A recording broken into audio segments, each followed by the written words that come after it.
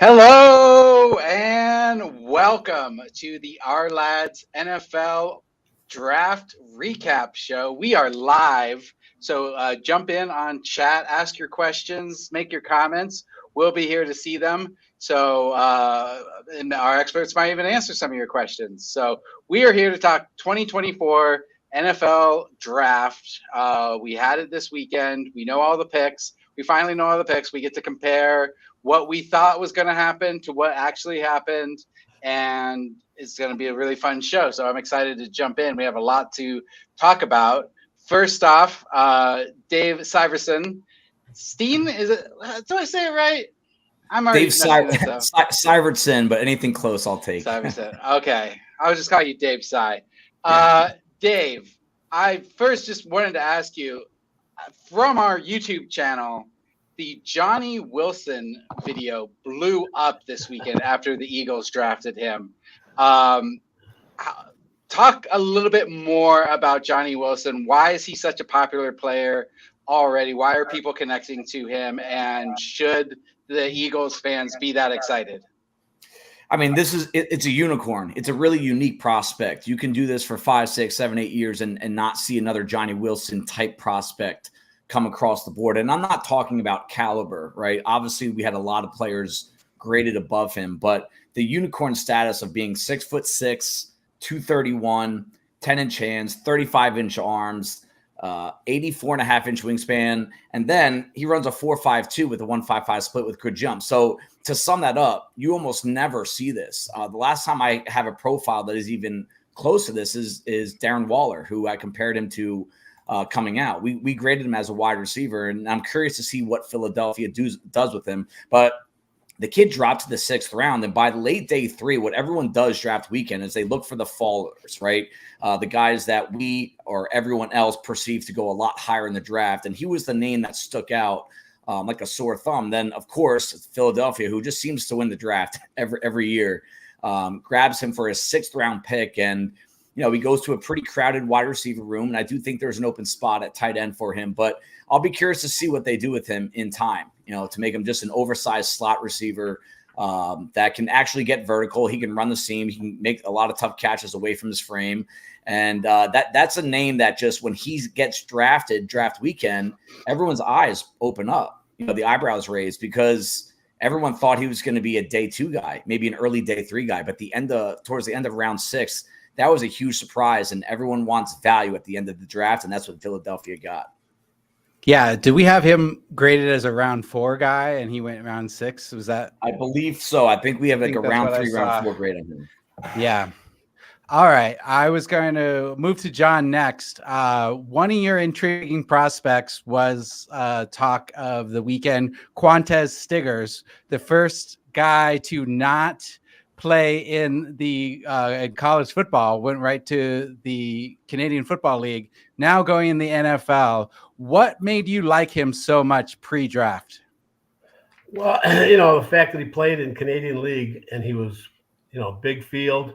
He was very advanced for a guy that played fan league 7-on-7 football, and he went right to the Canadian League based on a recommendation from one of his coaches. And he could have played college football. COVID knocked him out of a smaller school than he was going to.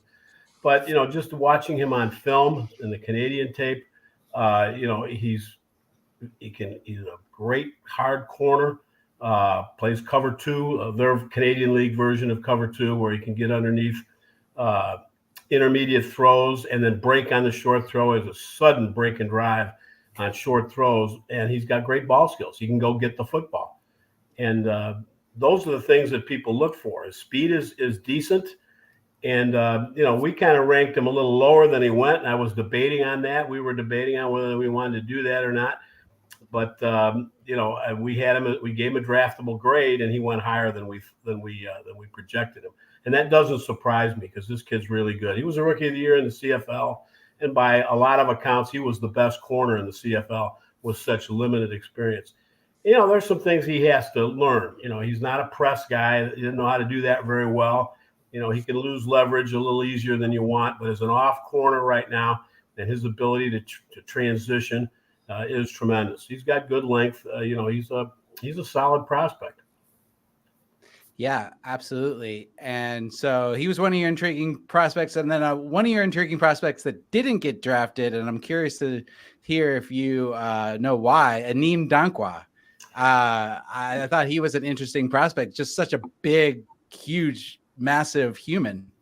Well, we had him graded, and Dave was involved in this as well. We had him graded as a 7th to UDFA, so not getting drafted didn't surprise me. Hayden has seen him as well, so there's 3 of us that have seen a lot of this kid, and you know he's a little bit he lumbers a little bit. His footwork's not great.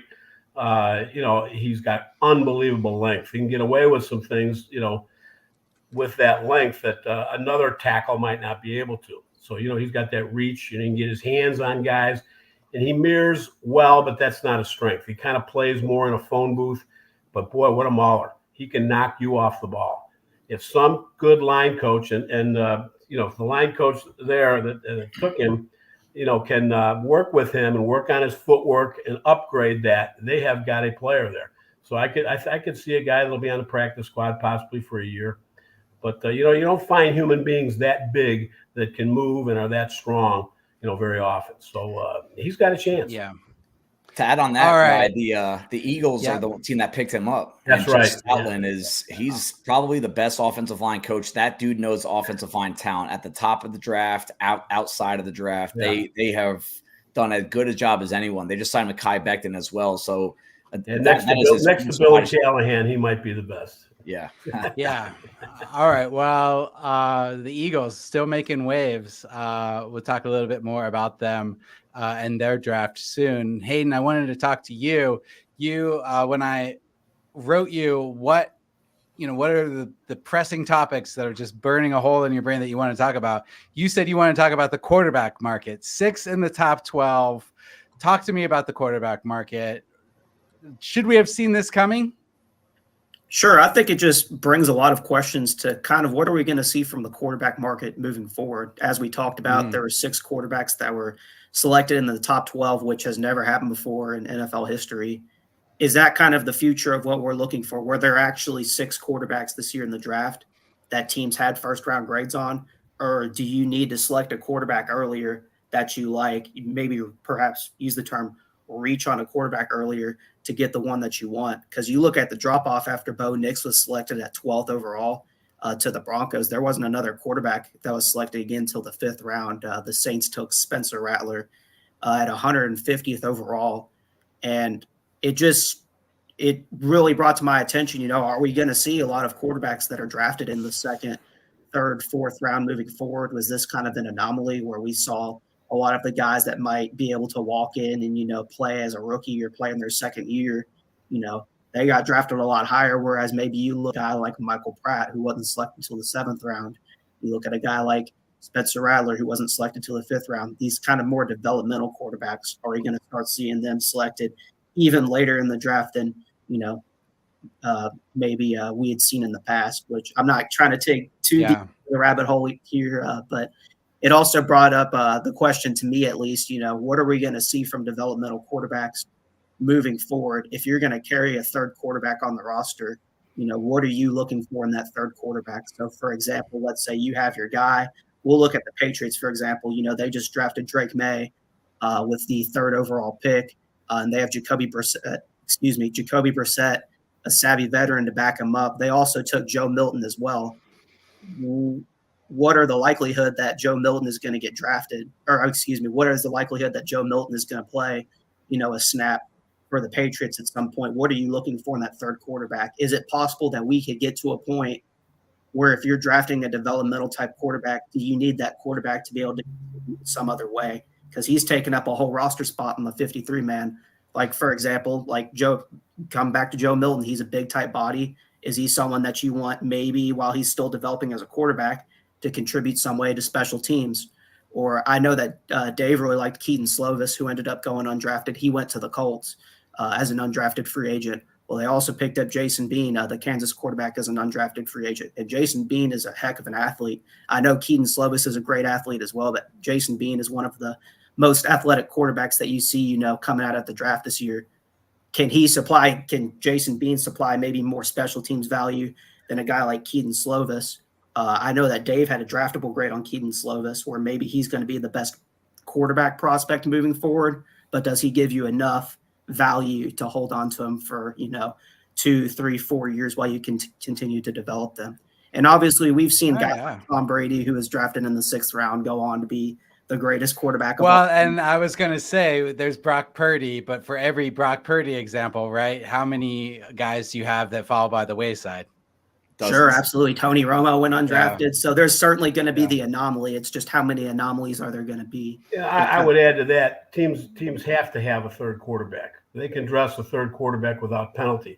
That third quarterback doesn't have to be on your roster. He can be on your practice squad. So the very fact everybody's going to carry a third and sometimes a fourth quarterback, and they may not be on the 53-man.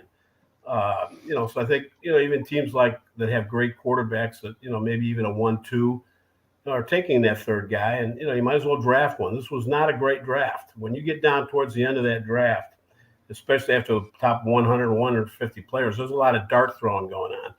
And the Ravens are a good example. I follow the Ravens a lot, and they took a quarterback, Devin Leary, a guy that we gave a draftable grade to. And I know also that one particular coach was very interested in Pratt. And would have taken him higher had they not taken a quarterback earlier. And so, there's a guy that slipped all the way down. I think Brock Purdy was a very similar type guy because there's not that much separation between these guys. They're all different players, but you want a guy that is coachable. You want a guy that can do what you want on platform. Doesn't have to be the greatest creator in the world. Brock Purdy is a great example of that. But Brock showed that, in spite of his weaknesses, he could be a quality NFL quarterback. And so it's just a matter of being in the right place at the right time. And that throughout history. Absolutely. I know one free agent quarterback that had a Hall of Fame career for the Cardinals that was a free agent years and years and years ago. And he was very fortunate because the guy ahead of him didn't show up for his Army draft thing. And so he got drafted in the Army in Vietnam era for 2 years. And that gave Jim Hart his chance. Without that, Jim Hart is somebody that just came from my neighborhood. That's all. Yeah. Well, speaking of people hanging out in their neighborhoods, Tucker, do you have a draft grade for us for some of these teams? You talked about how you might go about it, looking at the draft guide, what we gave the different players as grades. And did you compute that? Yeah, so I was kind of looking at what teams had the best value out of their picks according to our grades. So this, you kind of have to take into consideration that this doesn't look at the scheme fit or anything like that. It's just looking at our overall grade of the player. But there were several teams that I really like their I really like their draft classes for this year because of our grades. The Eagles was one that was kind of obvious that we mentioned earlier, which had DeJean fall. They got Quinion Mitchell, very good value on him. And then the receiver, Johnny Wilson, was also a really good pick. And then there was Jeremiah Trotter in the 5th too, who we had ranked more around the 3rd or so. It's a legacy pick. Yeah. Traded exactly. up. Yeah. So Eagles had a really good draft. What are some other teams that performed well? I was going to mention on our draft guide. There's several teams that are just killing it in undrafted free agents. Not all of them are. Only a few teams have announced theirs, but there's teams like the Vikings, who last year obviously got Ivan Pace and Andre Carter, who are 2 highest graded that went undrafted. And then this time they got Gabriel Murphy, who was one of our top guys. And Dwight McLaughlin out of Arkansas. So I liked theirs, especially since they were able to get J.J. McCarthy and Dallas Turner in the 1st round. Yeah. Any other teams you want to mention? I wanted to ask about John. You mentioned earlier about Austin Booker, how the Bears traded back in to get him.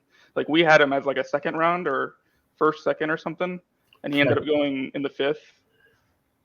Yeah, he's a trade space guy, if you know what I mean. He's a guy that He's raw. He sat on the bench at Minnesota for 2 years, didn't do anything really. For redshirt 1 year, all of a sudden transfers to Kansas, and the kid's a stud. I know the coach at Kansas, Leopold, old Division III guy, but this kid is undersized.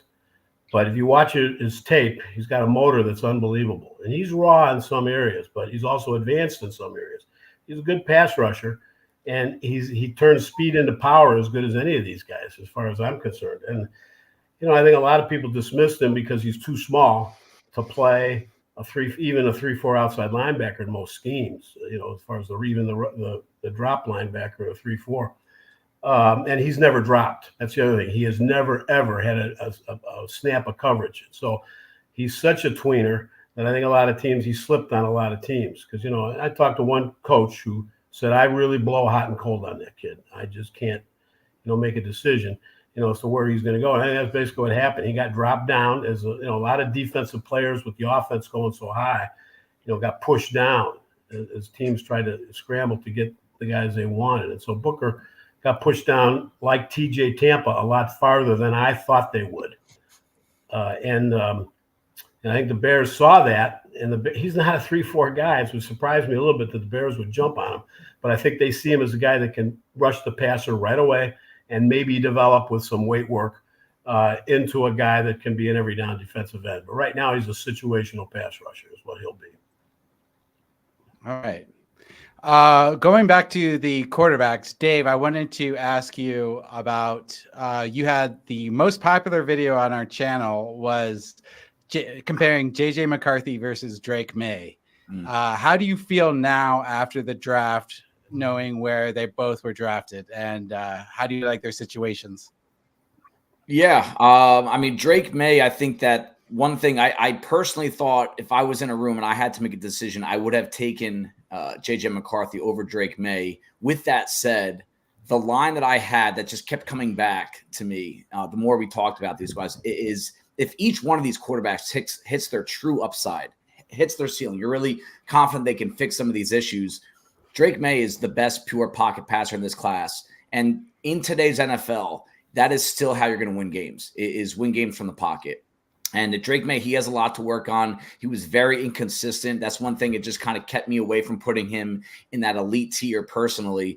But he goes to a situation where he's not going to need to play. But I question, can New England build the foundation around that, around the offensive skill players that they have not been able to in recent memory? I mean, ever since Tom Brady's left that team, that offense just went completely south in an aggressive manner because they kept missing in the draft at wide receiver. Now, they did take a couple guys this year. Jalen Polk, who we thought, according to our grades, was a reach in round 2. Some in the media liked him. I personally thought he was more of an early day 3 prospect, but they did kind of revive it a little bit with Javon Baker on day 3, a receiver that out of Central Florida that transfers from Alabama that just couldn't get on the field in that crowded receiver room for a couple of years. He went and led the Big 12 in receiving 2 straight years. So that's a good start. But I still question what they're doing up front with the offensive line. They don't have a starting left tackle in my eyes. Connor McDermott's going to be the guy right now. So it gives them another year to build that nucleus around him. But I just think that Drake May is a guy that's going to need all these other components to line up, where JJ McCarthy, I believe, can be a guy that can do more on his own. And he's also going to a better situation. I mean, you give me a Kevin O'Connell offense over whoever's calling the offense in New England any day of the week. You give me Justin Jefferson over, who does New England have to throw to right now? Demario Douglas, a 6th rounder from last year, Tyquan Thornton, right, a bust of a 2nd round pick. So, I still think JJ McCarthy is going to end up being a better quarterback in Drake May, partially because I like him better, but also the situation he's in. All right, great. All right, so John, I wanted to ask you about Jared Verse. The Rams fans are really excited. They feel like they got a steal. Where are you right now with Jared Verse? Well, I think he was in some ways the best edge rusher coming out. And yeah, the Rams need a guy like that. He's got a physical presence. He's quick off the ball, and that suddenness is good. He plays with a good motor. He can make plays against the run. He can sift inside. He does a lot of things. He's got some pass rush technique.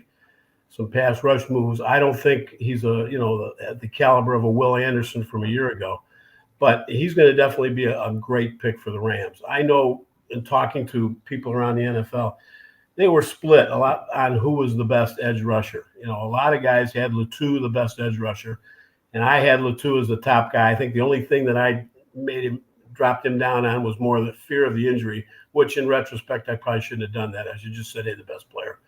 But that said, versus right there. I mean, when we stacked those guys, we stacked those 4 edge rushers really, really close, right in the mid part of the first round. And I made that statement to people before.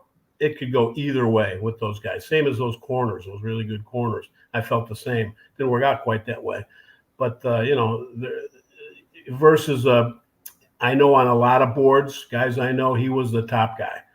And the Rams feel like, I'm sure, they got their best defensive player in the draft, and I'm sure they were ecstatic. And I totally understand that because he can play. He's got a motor too.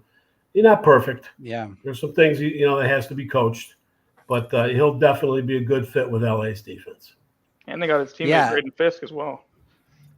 Yeah, they got Braden Fisk is another inside. He's an inside pass rusher.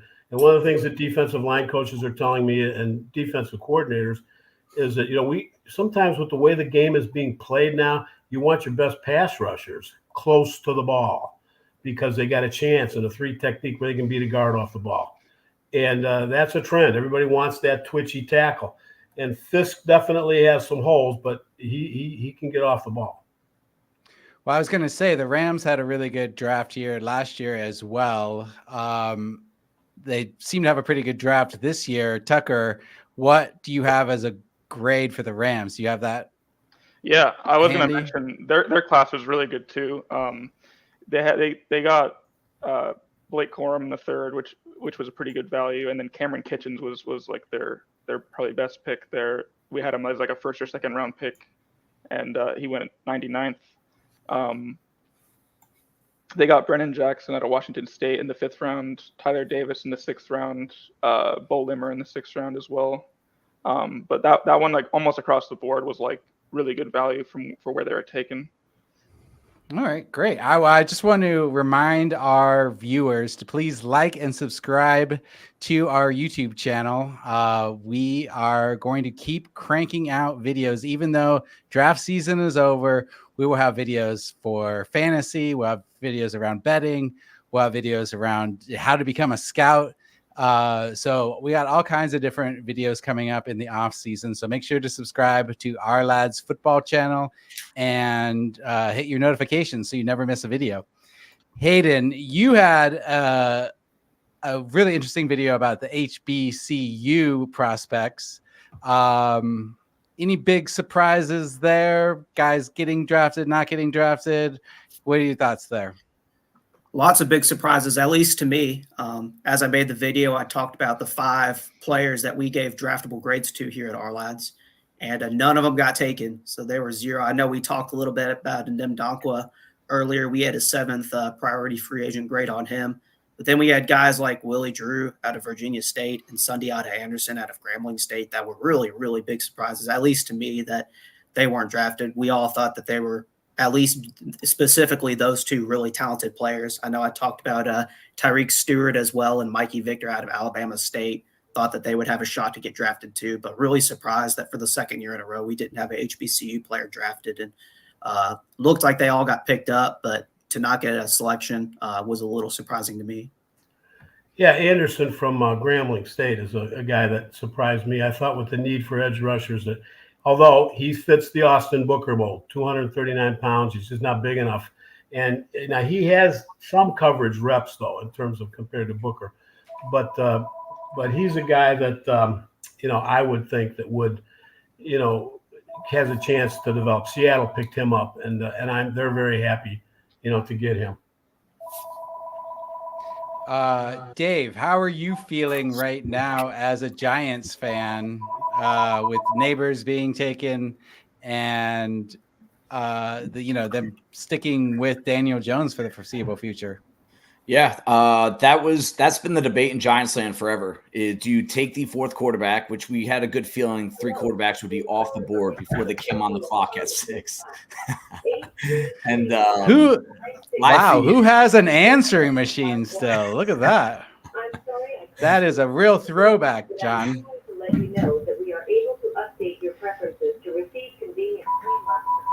We're getting to hear his personal information here. Yeah, I know. Maybe I'll keep talking so we can kind of hide that out a little bit. Okay. So I think in regard to the Giants, the discussion has always been the fourth quarterback taken or the second wide receiver. And that's exactly where they were led. That we didn't know if that was going to be the case with J.J. McCarthy or Drake May being there at 6. We knew Marvin Harrison would not be there. And from the get-go, I think our mock draft that we made in January, right after the early entrant declaration in mid-January, I did not give the Giants a quarterback. And I got killed by Giants fans for it, saying, hey, Daniel Jones is done. And my personal opinion aside, I just never felt the Giants had a lot of urgency to reverse course for the third time. Because remember, this front office, they declined Daniel Jones' 5th-year option after they came. The team makes the playoffs. They win a playoff game in Minnesota, and then they sign him to their richest contract in franchise history. And then he plays 6 games in an awful situation behind an awful offensive line, injuries left and right. He tears his ACL, suffers a neck injury. He only played 6 games since that contract was signed. So I think in year three of a regime, to hit the reset button at quarterback, it didn't make sense initially, and they've never had a true number 1 wide receiver for Daniel Jones to throw to. So I think this is a new era of Giants football, but they're going to run it back with Daniel Jones because they committed to it, and they're going to try to give him some real weapons that they haven't had, especially with Saquon Barkley at his time. So by no means is this a surprise, and Neighbors was the guy that fit the Brian Daboll scheme the most. He's the guy that can line up inside, outside, a true X that you can move around. That reminds them of Stephon Diggs, which Buffalo had when he was there.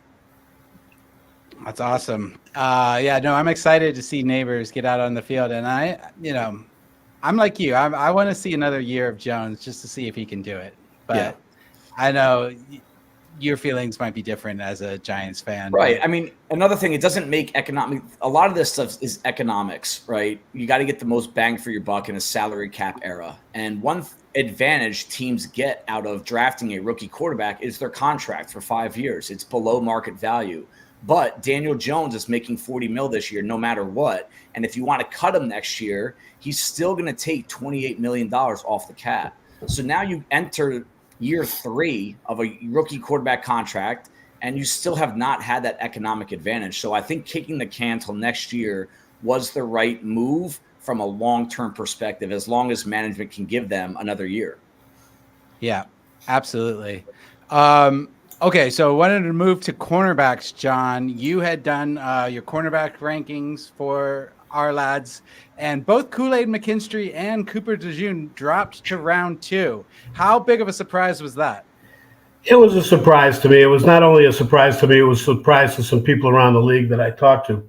But in talking with them and finding out about why a certain player wasn't taken, and meaning Johnny Newton from Illinois earlier, the injury factor, recovering from an injury, a foot, an ankle, a knee. There was some foot, a couple of foot injuries in there. There were some surgeries involved, and some of these guys had not really shown exactly what they can do. And I think that was a factor with DeJean. Another problem with DeJean is, where do you play him? He's a Swiss Army knife type guy. I love him. And I think if Baltimore didn't already have Kyle Hamilton and Brandon Stevens, that was a guy they would look at. Stevens, the combination of those two players, you have Cooper DeJean, and they can play them. They like to move chess pieces around in their secondary. So, in the McKinstry, his ball skills are average. And, I know Baltimore covets ball skills and a cornerback. And so, they ignored a little bit of the physicality problem with Wiggins and took him. Another thing, too, is a lot of these tackles that went higher, Jordan Morgan, was drafted he'll probably play guard for Green Bay. but he was a tackle. And a lot of these guys that went in the first round pushed defensive players down, not only in the first round, but in other rounds as well, as other players took best available player at a position of need as time went on. This was explained to me by a coach. I was beside myself a little bit when my cornerbacks didn't go in the first round, and he talked me off the ledge and explained the numbers changed. This is a lot because, a Saturday morning when TJ Tampa was not yet drafted, I was talking to Hayden about that. What does on the ledge look like for you, Jon? Are you shaking with a bottle of whiskey? Are you eating pancakes? What is on the edge for you? I'm just shaking my head. But I got a text first thing in the morning from somebody who asked me, that a coach that was just as surprised and wanted to know if I was surprised. Of course, we do our stacks a month before the draft, so a lot changes. I wish we could do them later because there's some things you find out. There's some pro days that hadn't happened yet, and when you're got a bunch of guys that are close together, like we did with the corners, some of that could have changed based on that. Even a slight change in a stacked guy because of where people are drafting and schemes they're drafting for can drop a guy down quite a bit. And so I'm still shaking my head on TJ as to why he went lower. Do you have any idea why DJ James went so low? That's another one. Now here's the irony of it. As the teams that drafted him, I know pretty well, and I was shaking my head about that for the same reasons. I really thought his speed, the things he does, and some teams that were not necessarily looking for that player at that position said just too good to pass up. Just too good to pass up. And that's, how James went down to what, 199 was it? 192. Yeah. 192. Yeah, that was a real surprise to me because I really like that kid. I want to find out. I'm sure I will. That one I didn't know about. TJ Tampa, I understand a little better, but I thought, these were good players. One thing I was told, there was a good year, relatively good year for cornerback depth. So not necessarily these guys elite players down the line, but there were depth. There were guys that could play. They had redeeming qualities. And that's one of the things I've always been told by scouts. Look for redeeming qualities. See where those qualities can fit onto your team. Green Bay is a good example of that. They are very, very big on drafting special team talent, even mid to late mid-round guys. They want good special team players because they were so abysmal a couple years ago, if any of you remember that. How Green Bay basically lost the playoffs because their special teams were so bad. So they made sure that wasn't going to happen again. And two of their picks were really with special teams in mind, guys that can develop but are known good college special teams players.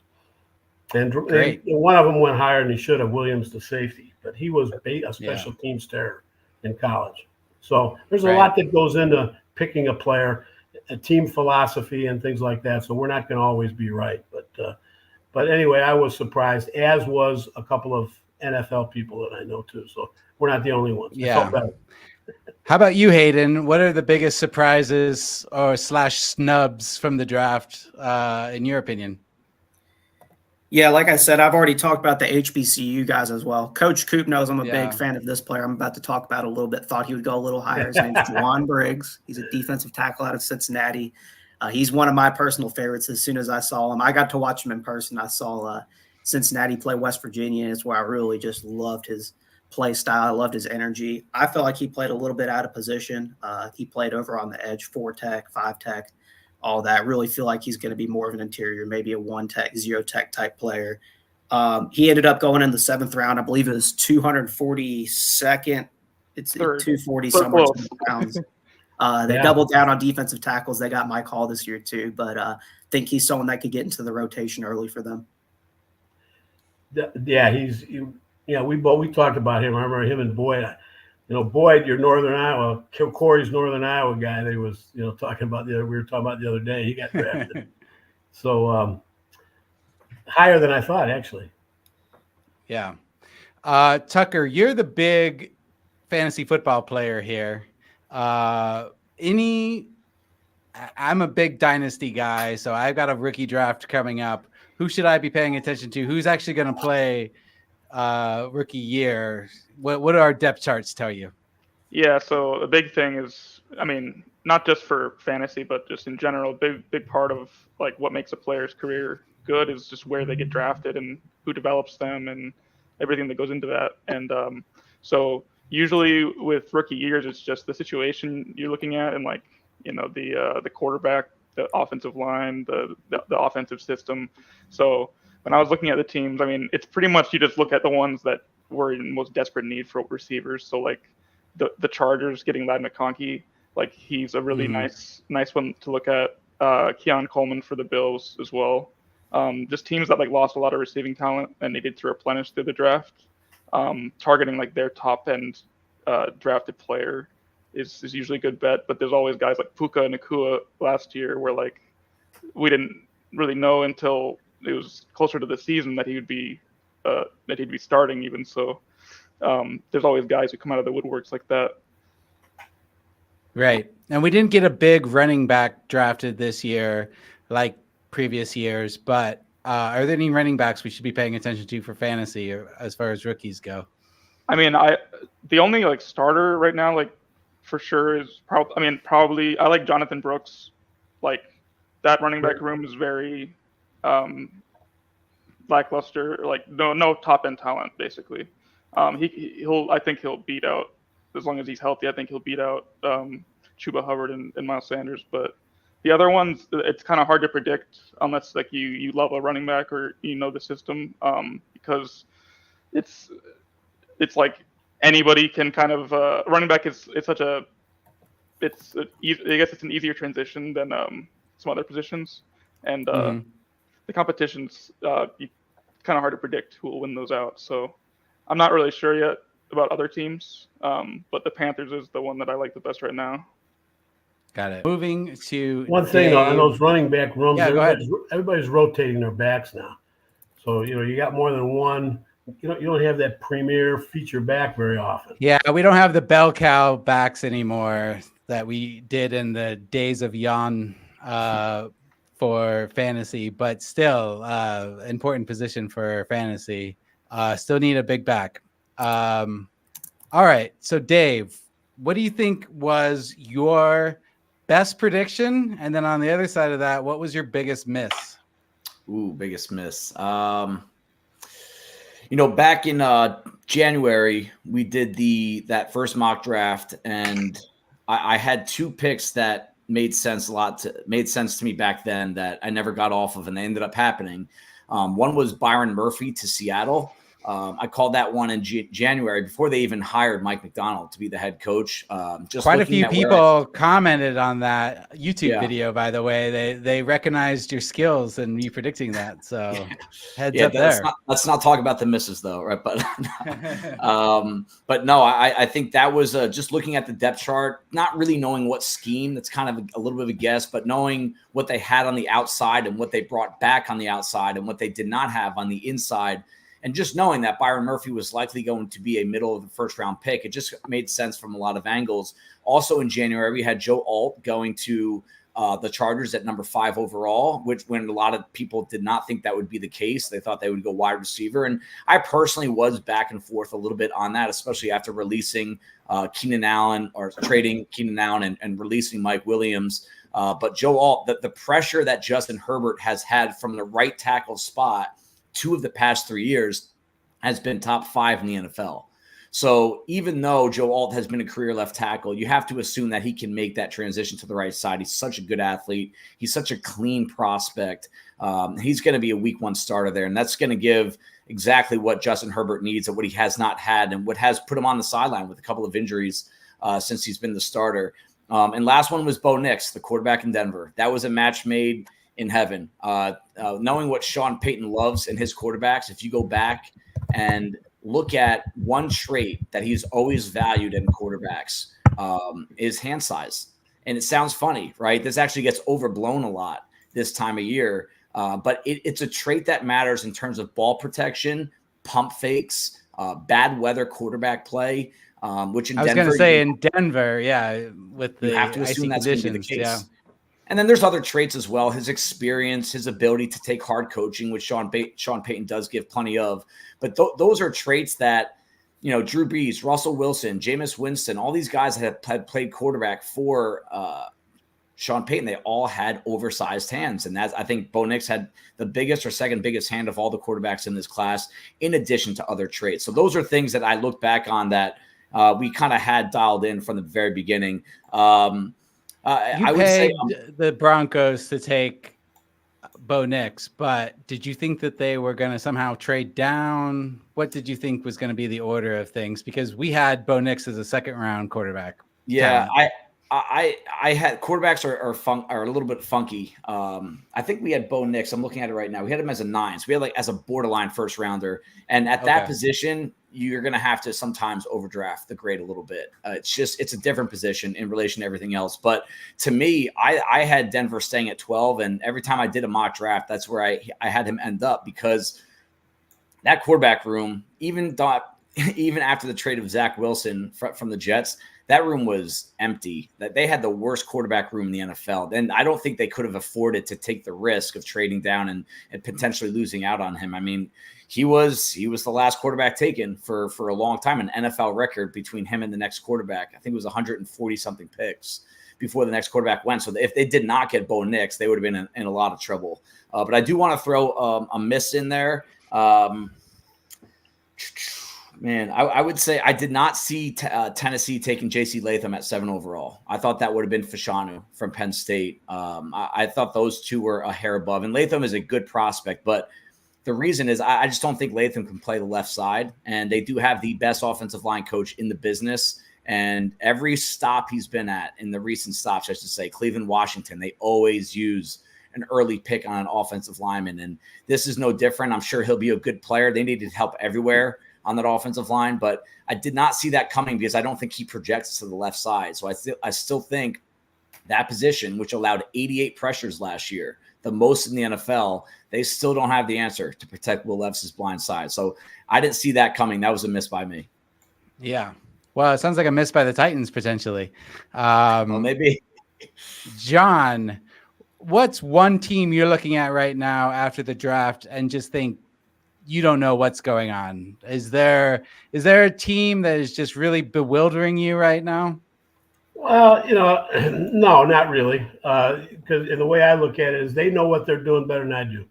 So, I'm scratching my head on some individual picks, but not an overall team. Obviously the Atlanta thing, is a different. That said, it's understandable. If you really look at, there is a rationale for that. We may not agree with it, but there is a rationale. And the rationale is this. If you take a look at what happened with Aaron Rodgers a year ago, they were up a creek when he went down. And so Kirk Cousins is coming off an Achilles. Kirk Cousins is 36 years old. Kirk Cousins is questionable to play out the contract. So as Dave alluded to, you get 4 years of not having to pay a premium rate for this quarterback. And then you have a decision to make. If Cousins makes his 5 years or 4 years, the 5th year option, might be available for this guy. They have to pay more money, obviously, on a 5th year option, but nevertheless, there is a fit there in terms of a transition. It's an old school transition, if you will. That assumes Cousins stays healthy and plays at a high level for the length of that contract. Now we haven't seen that kind of a deal before, where somebody, well, we have. I take that back. Jordan Love, when he was backing up Aaron Rodgers, it's basically the same thing, except not the 8th pick in the draft. It was more like the 27th, 28th pick in the draft, right. With that. But it's a very similar rationale, and that rationale paid off for the Packers. My Packer fan friends were so upset about it, and I said, wait and see. And now they're thinking about writing letters of apology to Jordan Love. So, did they write any letters of apology to you? Well, yeah, Ivan Pace deal. I've gotten that. One radio station made fun of me over that, and I actually got a note. Sorry. Nice. They asked me who would I jump on the table for in the draft if I was going to jump on the table for a guy that's not that highly regarded. Without batting an eyelash, I said Ivan Pace Jr. And I did get a note. But anyway, the bottom line, and I'm not always right. When I talk about misses, there's too many to mention. So, and I think Dave would say the same thing. So would Dan, so, as far as that goes. So, but, and Atlanta's questionable, but I'm going to back them up and say there's a rationale, whether I agree or not. I think it's because of I'm a Falcons fan, so I've kind of thought about this for a while. I kind of like. What made you a Falcons fan? Are you from Atlanta? No, I just. Are you from the South? I got into football in 2016. He likes the uniform. Yeah. I really like Matt Ryan and Julio Jones. That's why. But basically, you're the very first person I've ever said I got really into the Falcons because of Matt Ryan. It was 2016. Okay. So. All right. Yeah, he's a nice person. Love it. Okay. But the quarterback, I think people don't like it because of how Kirk Cousins' contract. It's just not efficient. Like part of the really good thing about having a rookie is the cost is so low, and when you're paying Kirk Cousins, it defeats that. But I think that it's hedging your bets here, and if you love the prospect, if you love Michael Penix, then you take him there, even if it's not the most efficient thing with Kirk Cousins having to be paid for the first 3 years anyways. You still would take the guy that you think is going to be the biggest star of all the prospects that are available. Yeah. Let me say Hayden, one thing about misses that day. Yeah, go for it. Go for it, John. Dave's miss might not be a miss. It might not be a miss today, but 3 years from now, it might look like a really, really good pick, and vice versa. Yeah, well, that's something that Hayden was saying before we started recording is that, it's hard to give grades for teams right now because we need to wait 3 to 5 years, see how these picks pan out. But Hayden, knee-jerk reaction, any teams you're scratching your head on right now or any picks? I mean, I'll pick the low-hanging fruit again. I was really surprised by Michael Penix, but as we were just talking about, I want to wait and see what happens first. Like we were talking about with Penix, what if something happens to Kirk Cousins, like Coach Cooper was saying? The same thing just happened to the Jets, and they were kind of in quarterback purgatory there. They didn't know what to do. So you're in a situation like Atlanta, and something happens to Kirk. At least you have some insurance there. But like you were just saying, I just want to see what happens with these picks. I want to see them play first before we're making like any sort of judgment on them. If I could add something, I think part of it is to just what happened since Matt Ryan. They didn't really have a succession plan in place, and the last 2 years at quarterback has just been horrible for Atlanta. And so they might be a little bit overcompensating for that and trying to make sure the position is good for the next 5+ years. I think we also see this every year in the NFL. When your starting quarterback goes down, it's like the season's over.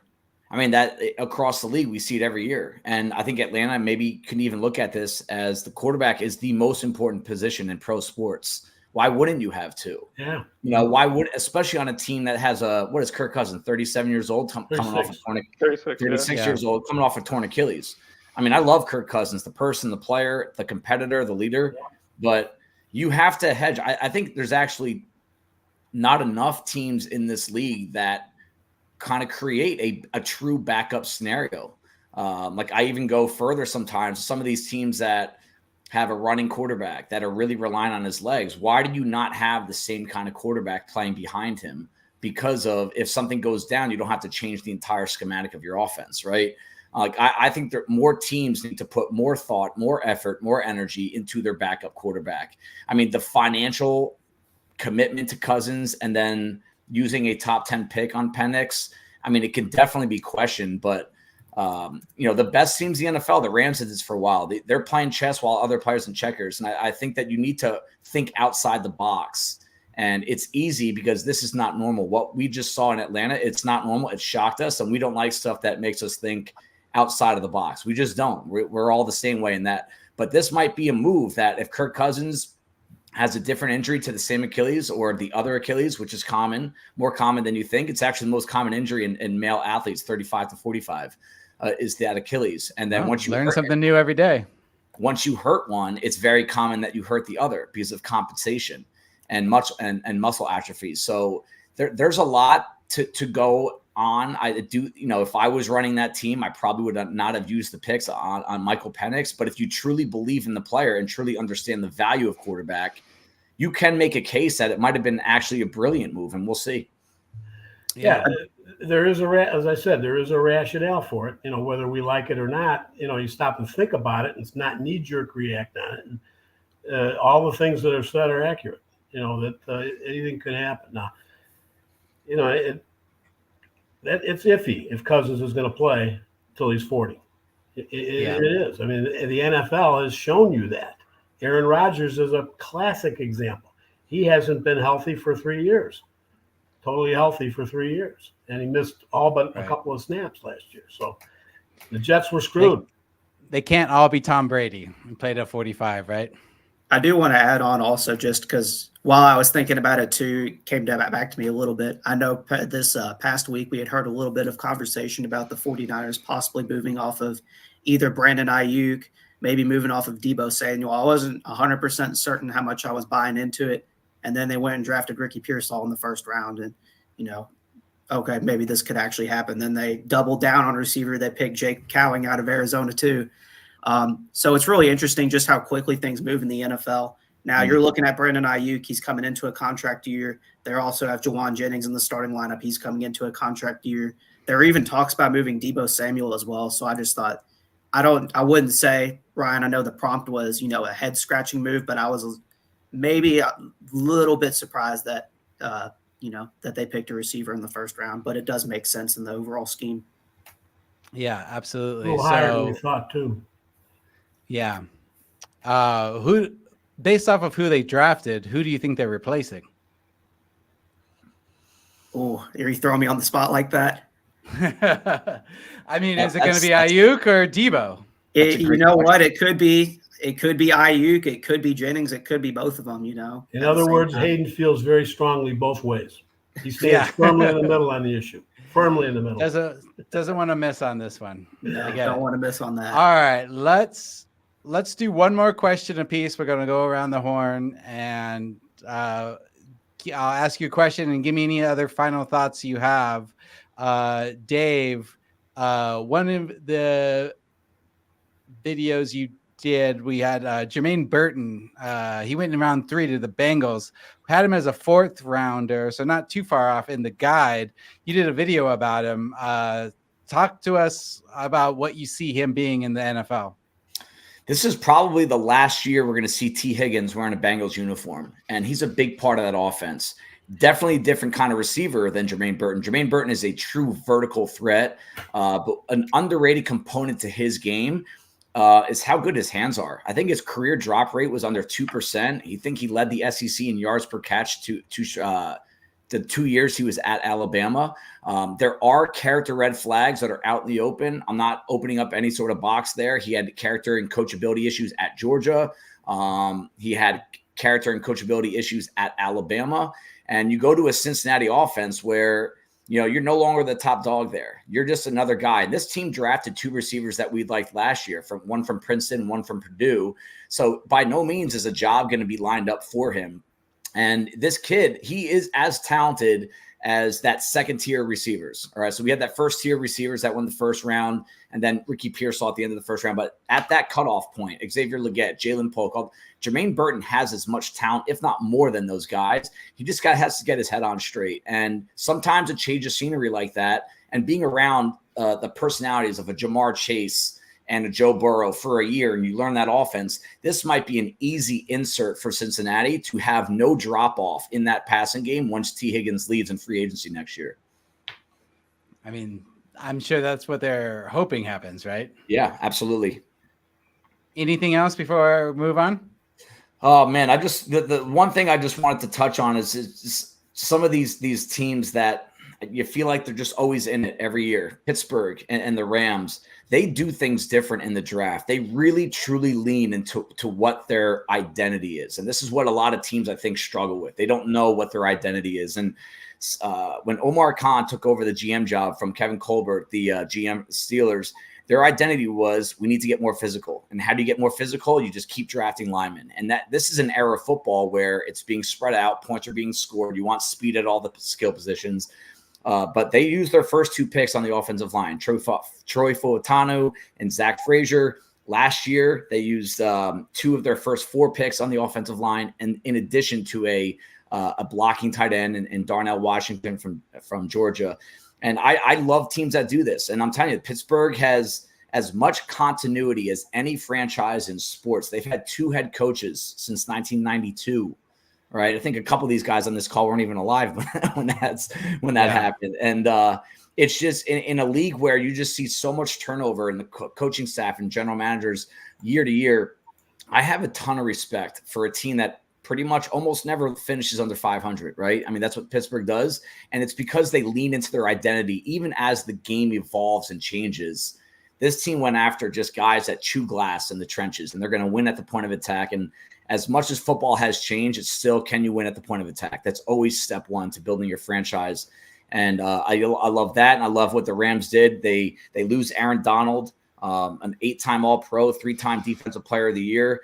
They do things different. This is the first time they've had a first-round pick since Jared Goff was drafted back when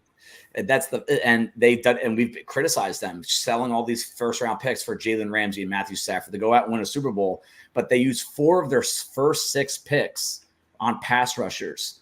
And this is the Jason Giambi Moneyball approach, right? You're never going to replace Aaron Donald. It will not happen. But you can try to replace his production. This guy has led the team in pressures per game for a decade every year. So for those first 6 picks, Jared Verse, Braden Fisk, Brennan Jackson, Tyler Davis, these are guys that specialize in pass rush. And they got Kobe Turner, led the NFL rookies in sacks last year. Byron Young, who was 3rd in pressures. I mean, this team knows what they're doing. I always feel like they're a step ahead. And I love watching that kind of macro level strategies from these teams. Yeah. All right. Well, thank you so much for all that. Jon, I wanted to talk to you about edge rushers to finish up here. We had 4 go in the first round. You had predicted all of them. And you had Darius Robinson as your 5th player who went early in the second round to my Arizona Cardinals. Thank you. How are you feeling about your edge rankings now? Do you wish you could have rethought anything, or you happy with how they turned out? Well, I'm looking down the road too. You look at some of those second round picks that, didn't, go that I had, ranked maybe a little higher than they went. And that was explained to me very well that, it's more about those guys getting pushed down, not that their value wasn't, that well. So, Isaac from Penn State comes to mind. Obviously I know some people involved in that, but anyway, the bottom line is the only thing I regret, and only slightly, was Latu. He was my number 1 defensive player back in December, and I dropped him down a little bit. I moved the corner ahead of him, not taking into account how many corners are available. The depth and the edge drops off quite a bit, just like it did in offensive tackle as time wore on. As you're talking about maybe 12 guys total that are kind of bona fide players. None of that. You got projects, and the same thing was true in the edge. So, but I was a little bit surprised because of that. Those guys fell, but Latu was the only difference. But Robinson was a guy I really like because he will play inside most likely in the nickel, and you're getting a guy with quickness close to the quarterback. And so he will start out outside for the Big Red, the Chicago Cardinals, if you will. John is old enough to remember the Chicago Cardinals. Is what? Yes, I went to games as a kid. I am, and my heart was broken. I've never gotten over the Cardinals leaving, and I've never forgiven the Bears because of that. But anyway, bottom line is, and some of those edge guys that went a little later than I expect, I think they're projects that had enough talent they could have gone higher.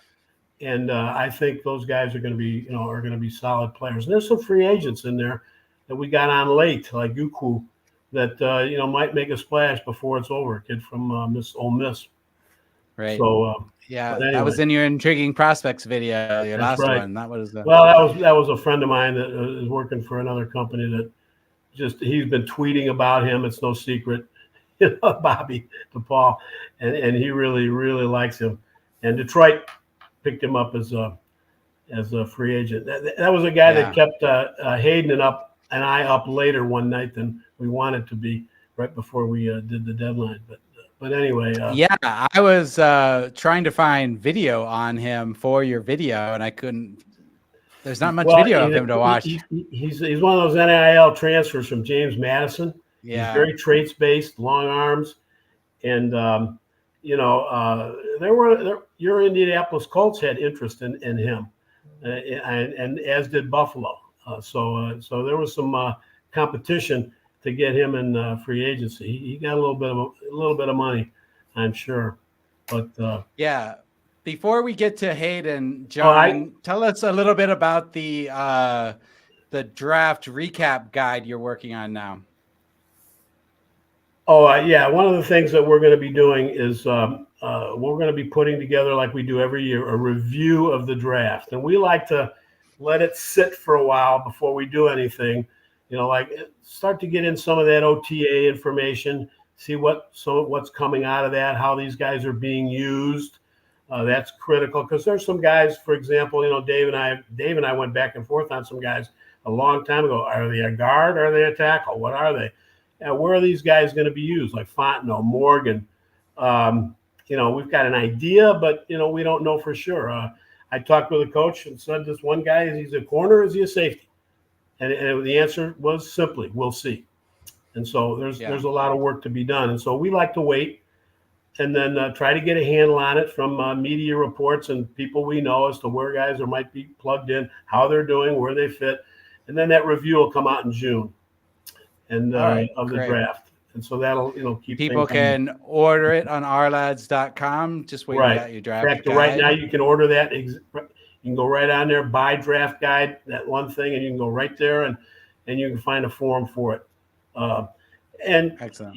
It's something we do every year, and it's we put some, all the free agents that are signed are in there, and there's commentary, and each team, from the guys that worked on those guys during the year, worked on those teams during the year. But and I might add, I'd echo a little bit about what what I thought was an interesting thing that went on in this past draft in terms of. I don't know about identity, but I like the word philosophy for what you want to do with your team. There's 3 teams that are going to have similar philosophies because of the tree they came off of that are kind of new this year. And that's Seattle, the Chargers coming off you've got some guys that were with the Ravens, including the general manager with the Chargers. The way they draft, type of player they're looking for, the philosophy, character is very important to Baltimore in terms of when they draft a player. So they look at the intangibles maybe more so than a lot of teams do, as far as the type of player they draft. They like a physical player. I mean, you look at the Chargers, physical. They've got some really physical guys. The Seahawks, same way with McDonald coming from Baltimore and coaching with Jim Harbaugh at Michigan and Jon. And again, I've watched practices of both of those schools, both those teams, I should say. And so, it's going to be interesting. And then, the Ravens have another team that has drafted very well. And I think if you did the math, I think they probably went pretty good on our board in terms of our guys, like TJ Tampa going and Isaac, where they were drafted. Seattle with James. And Murphy, I know what they were thinking on Murphy. They wanted the interior guy that Newton was the guy they really liked as well. And there was almost like in some places, interestingly enough, and sometimes it's a coin flip on a guy for some reason. And then that guy, even though it's a coin flip for one team, that guy might slip quite a bit for another team. So it emphasizes that everybody's different in terms of how they want the teams. Absolutely. All right, let's get to Hayden. Hayden, what was the biggest surprise for you from going to the Senior Bowl, seeing players there, going to the Combine, seeing players there, and then where they ended up getting drafted? Are there any players in particular that maybe jumped up the board, jumped down the board? What are you more surprised about today after the weekend's done? I already see Coach Coop with a smile on his face. He already I knows got what I'm a going to be feeling I know talking one of the about. ones you're going to talk about. I'm going to be talking about Cole Bishop, Coach. That's right. From Utah, he's a safety. Yeah, that one and another one too. There was a receiver too that you had mentioned to me. Okay, I'll have to think of that one. But yeah, Cole Bishop was he was one of my favorites. When I was watching him on tape, went down to the Senior Bowl and got an even more clear description of him. Had some question marks originally when watching the tape about him in man coverage, his technique, but got some of a little more clarification just seeing him in person, getting some more one-on-one reps with tight ends. And I think the Buffalo Bills got a heck of a player. I think he can walk in, potentially be a day one starter. They have Taylor Rapp and Mike Edwards both on the roster, both of which are savvy vets. They've got a lot of experience, so he's going to need to come in and really wow to be able to start. But I think he's a player that's going to be able to do it. Also, another surprise, or something I should say I was a little surprised with, I thought the Vikings would have certainly moved up with the draft capital they had for a quarterback. Now, they technically did. They moved from 11 to 10, but I was thinking that they were going to move up a little bit higher. Still ended up getting J.J. McCarthy at 10, which I thought was a great value for them. Great. All right. Tucker, Duke of Depth Charts. Final word here. Any depth chart thoughts or any other fantasy thoughts that you haven't talked about yet? Or maybe just like an overall grade that you didn't give us on a certain team? Yeah, I really liked. I mean, I'm kind of looking at a lot of team needs and stuff. I'm not nearly as savvy when it comes to scouting players and the team fits, but I'm really looking at like how heavily they invest in certain positions that we might see as a need. And the Packers like really hammered it home. Like they needed offensive line, linebackers, and safeties, and they went O-line for the first round. They got 2 linebackers. Second, third, they got 3 safeties in the third, fourth, and fifth, and then they got another lineman in the fifth. And I just like how they just keep swinging at more prospects there. And also that they have special teams value, like John said. I really like their draft as a whole. Yeah, absolutely. I got one What's more up, thing Hayden? Yeah. I got one more thing that I know who Coach Coop's alluding to. He was alluding to Tez Walker. Ravens ended up getting – I had to think about that for a second. Went and saw him at the Senior Bowl. Absolutely loved him. I know a lot of people did not really love his performance at the Senior Bowl. I thought he had a great performance overall throughout the week. And I told Coach Coop he ended up getting taken in the 4th round to the Ravens, that I feel like he's a guy that could walk in the door and be a day one starter for him. Now, they got Nelson Aguilar. If he is, the Ravens brass will thank you. Absolutely. They'll agree with you. Let's put it that way. There you go. Absolutely. But they got Nelson Aguilar there right now. And so another savvy vet. He's played a lot of football, and he did pretty well for him last year. So still got some work to do. I got text from Hayden during the Senior Bowl practices about Tez Walker. I haven't forgotten that. but and he told me Cole Bishop wouldn't get out of the 2nd round. He was barely, but he was right, but barely. We had him kind of a mid-3rd round, 2nd, 2-3 range. I'm not a big one on these numbers anymore on our grades. I like in talking with some other people, NFL teams don't like them either. They put people in a grade range pod, as they call them, and they could take any one of the guys in that pod at those spots, and it would still be considered value. That's why I think you're seeing some of these guys that are going a lot different from what we rank them. I wish there was a way we didn't have to put those numbers on them and just put them in those 5th to 7th, 4th to 5th, that type of thing. Because because I had somebody text me or a question. You didn't give a very good grade to this guy, and I said, take a look at the 5 to 7 range we had him in. We could have gone anywhere there, and we would have been fine with it. So that's more important to me than those numbers. Well, thank you all for joining me. Thanks for everybody sticking on the live stream right now and watching us. We have been Ourlads Football. We've got Dave at Ourlads_Cy on Twitter. John, you don't have Twitter, right?